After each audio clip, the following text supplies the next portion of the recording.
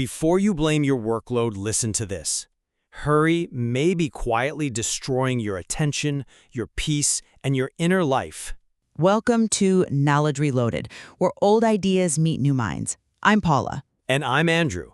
And today we are tackling a question that I think feels intensely personal for anyone who has ever felt completely exhausted despite having, a perfectly optimized calendar. Oh, totally. It is so common. The central tension we are exploring today is this.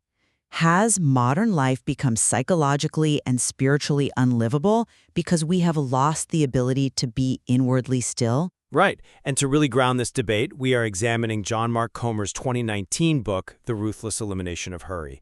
Comer makes this really crucial pivot away from standard productivity advice. Which is honestly so needed right now. It really is. He frames hurry not as a scheduling issue that you can just fix with a better app, but as a spiritual and psychological formation problem. Basically, the modern environment, driven by tech and algorithms, is actively engineering our constant busyness. Yeah, you are absolutely right about the external pressure. But introducing our forgotten source provides a completely different diagnosis. I am looking at Thomas R. Kelly's 1941 spiritual classic, A Testament of Devotion. Right, written decades before the smartphone was even a concept. Exactly. Kelly anticipated this modern burnout way back then. He argued that the root of our exhaustion is actually internal. It is a loss of connection to our inner lives, meaning we are crushed by our schedules because our souls are fragmented, not just because the world is loud. Well, applying a book from 1941 to today's crisis requires looking at how drastically the tools of distraction have evolved. The environment Comer describes isn't just loud, Paula. It is, literally weaponized. Weaponized is a strong word, but go on. I mean it. We have to look at the attention economy. Human beings were just not neurologically designed to process a 24/7 global news cycle alongside, infinite scroll mechanisms. Holding a smartphone is like carrying a casino slot machine in your pocket. That pays out in dopamine and stress, right? Precisely. It completely colonizes our attention. When you pull down to refresh a feed, the brain anticipates a potential reward, which spikes dopamine. But the unpredictability, like whether it's a terrifying news headline or an outrage-inducing video, triggers cortisol. So we are just perpetually caught in this physiological loop of craving and stress. Yeah, and over time, baseline reality just feels unbearably understimulating. We develop what Comer, citing clinical psychology, calls hurry sickness. Oh wow, hurry sickness. The symptoms of that are frankly universally recognizable today. Oh, absolutely. It is that constant low-grade panic of feeling chronically short of time. You know you have it if you find yourself evaluating grocery store checkout lines to see which one has fewer items, just to save 45 seconds. Guilty as charged. Or constantly changing lanes in heavy traffic to beat the car next to you, or multitasking to the point of complete cognitive failure. Our environment is actively hostile to mental clarity. Okay, but viewing the problem strictly through a neurobiological lens assumes the technology created the vulnerability. Looking at the historical context of Kelly's work reveals a different root cause. Remember, he was writing in 1941. Right, so the middle of the Second World War. Exactly. The external environment was characterized by existential threat, rapid industrialization, and global chaos. Yet Kelly observed people blaming the radio, the automobile, and the rapid pace of the era for their profound internal stress. So he didn't buy the excuse that the era itself was to blame. Not at all. He insisted that the true explanation for the crushing complexity of our lives is an inner one. He argued we are exhausted because we try to be a committee of selves.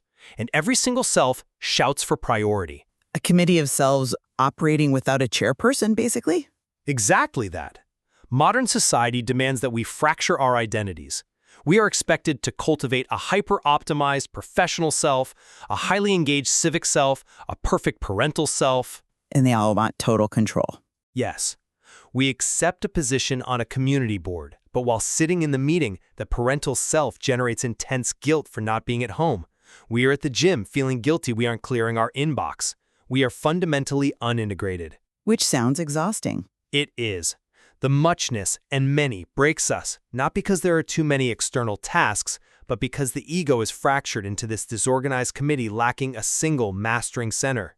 I hear that, but Paula, if someone listening right now is working 2 jobs just to make rent, hearing an argument that their exhaustion stems from an unintegrated ego might sound, well, entirely out of touch. That is a fair critique. The economic reality is harsh. It really is. And that is precisely why the systemic analysis is so crucial. Algorithms and corporate structures are designed to squeeze every ounce of cognitive surplus from the working class. If a person is forced to work 80 hours a week just to survive, they are victims of an environment that demands constant motion. The economic pressure is undeniable. However, if slowing down strictly required financial independence or a sabbatical in the woods, then inner peace would be nothing more than a luxury good available only to the elite. Which, let's be honest, it often feels like it is. Sure, but Kelly's entire thesis of living on what he calls 2 levels at once was specifically designed for people in the thick of ordinary, demanding, inescapable labor. Wait, how does that actually work in practice? He proposes that a person can be outwardly busy, managing the logistical chaos of multiple jobs, raising children, navigating poverty, while simultaneously remaining inwardly centered and unhurried. The solution isn't necessarily reducing the external load, which many simply cannot do, but anchoring the internal life so the external load doesn't annihilate the soul. Assuming a person can maintain that inner sanctuary while navigating an extractive system, we still have to confront the cultural messaging that glorifies the exhaustion. Comer leans heavily on the philosopher Dallas Willard, who plainly stated that hurry is the great enemy of spiritual life in our day. It is so true.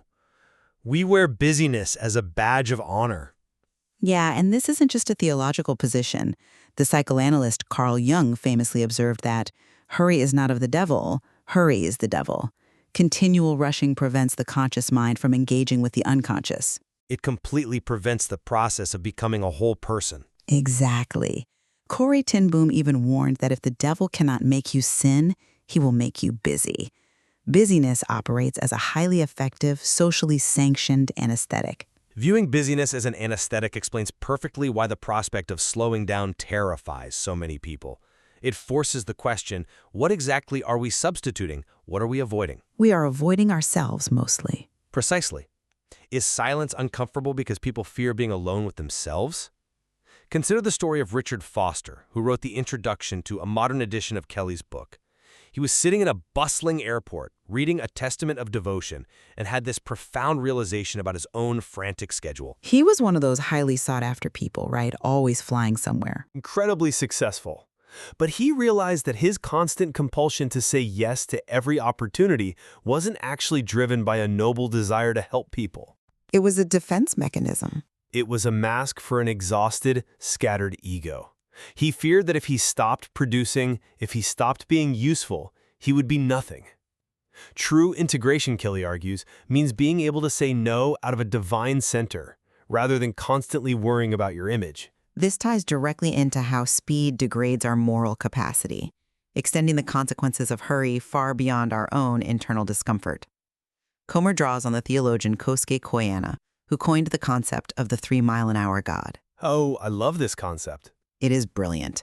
The premise is that human beings walk at about 3 miles an hour, and therefore, love has a speed, and that speed is slow. Because empathy requires cognitive and emotional bandwidth that speed instantly destroys. Exactly. Empathy is a complex cognitive and physiological process. You have to observe microexpressions, interpret emotional states, and regulate your own nervous system. When you are in chronic hurry, you are in fight or flight. The brain shuts down deep empathetic engagement. Because it thinks you are in danger. Right. The immediate threat in the modern world might just be running 10 minutes late to a meeting. If you see a colleague who looks devastated, but you are rushing, you physically cannot exercise compassion. Hurry oxidizes love. Which perfectly illustrates why living on Kelly's 2 levels at once is a vital necessity, not just some mystical luxury. If your inner life is as frantic as your outer schedule, you will walk right past that colleague. Because your sympathetic nervous system hijacks your behavior. Yes, but if you have achieved that inner simplification, if you are grounded in that unhurried center, you can move rapidly through a demanding environment without becoming compromised by it. Koyama's 3-mile-an-hour speed isn't necessarily about physical walking speed, it's an internal pacing. The ideal of remaining completely peaceful while navigating modern chaos is beautiful in theory, Paula. But we have to look at practical implementation. This is why the systemic solutions Comer advocates are non-negotiable. He argues we need a rule of life, like a trellis supporting a vine. Okay, but a trellis can't just be a list of good intentions or a vague desire to slow down. No, it has to be concrete, structural boundaries against the chaos. Are we talking about radical triage here? Completely dismantling our digital access to force the mind to breathe? Well, what does Comer actually suggest? He advocates for a full 24-hour Sabbath every week, a strict cessation of all work and digital engagement. He pushes for the radical step of turning a smartphone into a dumb phone by permanently deleting the web browser and social media apps. So essentially, physical structures to block the noise. Right? The chaos of the algorithm will always win if you do not have a physical structure actively blocking it. A trellis is just architecture, Andrew. You can block your apps, delete your web browser, and lock your phone in a drawer. But if the psychological root of your anxiety is an unintegrated ego, the structure alone achieves nothing. So you're saying they'll just be anxious in a quiet room? Exactly. A person will simply sit in that quiet, disconnected room staring at the wall, feeling entirely ravaged by comparison and a deep lack of meaning. The physical boundary isolates the sickness, but it does not cure the soul. Assuming the physical boundary is insufficient, how does a modern person actually cure the soul while continuing to participate in society? Are we just supposed to vibrate at a higher frequency while our inbox piles up? It is not about vibrating at a higher frequency. Kelly advocates for continuous inward prayer.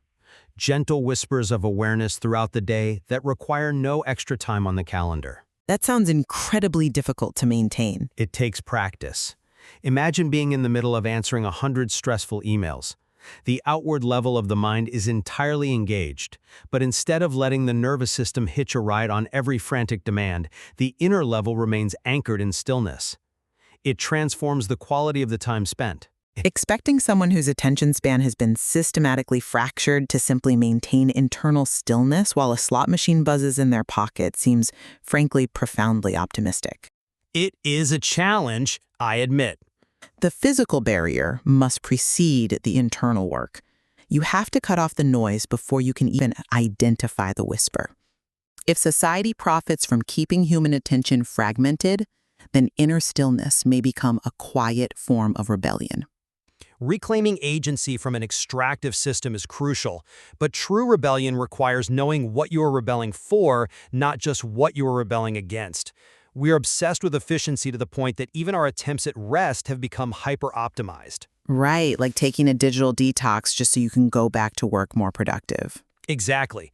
What would happen if the real measure of success was not productivity, but presence? Applying presence as the ultimate metric completely inverts how modern society assigns value.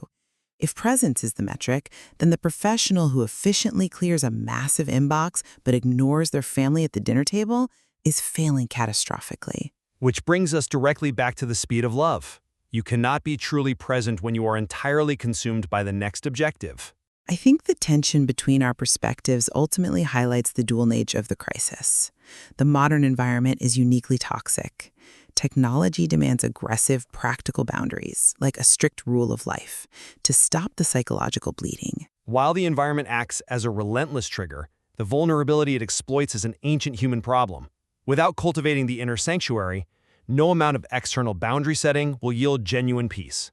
We must learn to navigate the outer complexity while remaining anchored in the inner depths. The tools of distraction have evolved, but the human struggle to find the great reality within is timeless. What is one thing this episode made you question, rethink, or try? Drop your thoughts in the comments. If this episode changed the way you see modern life, even slightly, then the knowledge has reloaded. See you next time.